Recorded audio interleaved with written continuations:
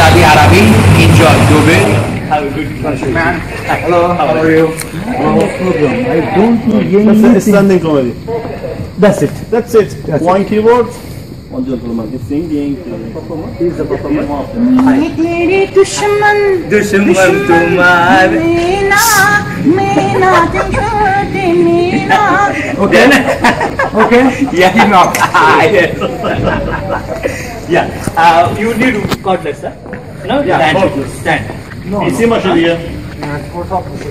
Cordless, yeah. Cordless. तेरे मैना छोपारा Romya Masagiya. Ramaya watawaya Ramaya watawaya मैंने तुझे दिल को दिया From the beginning, I didn't catch it. Again. Even. Yeah, I need it. Again. Please again. Come on.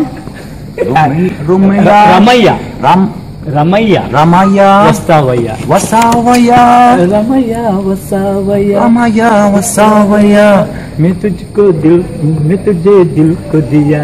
मैं तुझे दिल को दिया Ramaya Abasan. Bring the mic. Come on, give it to him. Ramaya Wasavaya. Ramaya Wasavaya. It is not correct actually. I will tell you if you have YouTube, we can show you the music. But actually, what I told that is not. But tone is correct.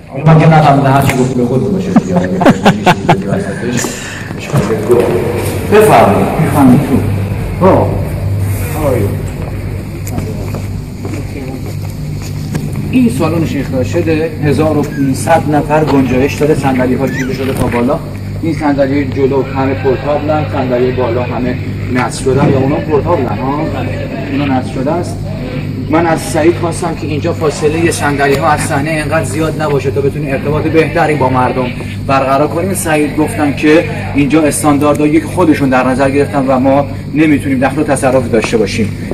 مایلم که اول برم روی صحنه خالی برای اولین بار و ببینم که از اینجا چه نمایی من میتونم داشته باشم به فضای سالن 1500 نفر انسان مشتاق که به شادی خودشون اهمیت میدن و معتقدن که شادی میتونه تأثیر بسیار مهم و ارزشمندی تو زندگیشون داشته باشه و کسانی مثل سعید گلم، نشونش بده سعید رو، کسانی مثل سعید عزیز و همکارای گلش که دوست دارن فضای شادی رو برای مردم کشورشون فراهم کنن در دیار غربت.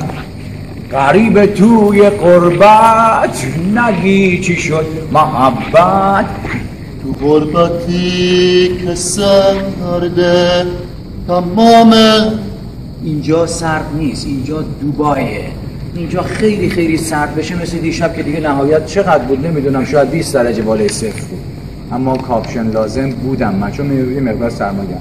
یک صحنه بزرگ فکر کنم این همه صحنه واسه یک نفر آدم که میخواد اینجا اجرا کنه زیاد باشه، اما اشکالی نداره، استفاده میکنه.